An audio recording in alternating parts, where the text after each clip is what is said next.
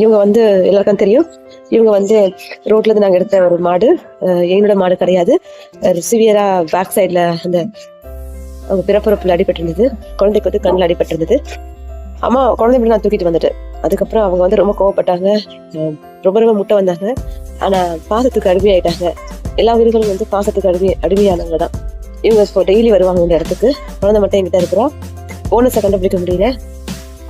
நீங்க பாத்தீங்கன்னா இவங்களுக்கு வந்துட்டு நான் வந்து என்ன செலவு பண்ணுன்னு பாத்தீங்கன்னா பாருங்க, வெறும் 130 ரூபாய் தான். 130 ரூபாய் தான் நான் இந்த குழந்தைய நான் ரெடி பண்ணேன். பாருங்க எவ்வளவு நல்ல ஒரு ஹீல் ஆயிருக்கு. பாப்பீங்க வாங்க. அதாவது மாட்டுக்காரருக்கு சொல்றது என்னன்னா, நமக்காக வாழ்ந்த மாடு ஒரு சின்ன அமௌண்ட் கூட செலவு பண்ண தயாரா இல்லை. தயவு செய்து எல்லாரும் மாறுங்கள். அன்பை விதையுங்கள், அன்பை அறுவடை பண்ணலாம்.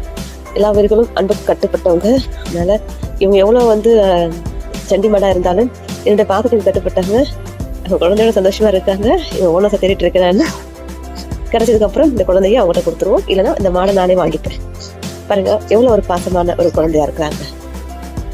தயவு செய்து உயிர்களை துன்புறுத்தாதீங்க. முடிஞ்ச அளவுக்கு அவங்களுடைய என்ன பிரச்சனையும் தீர்த்து வைங்க. நன்றி.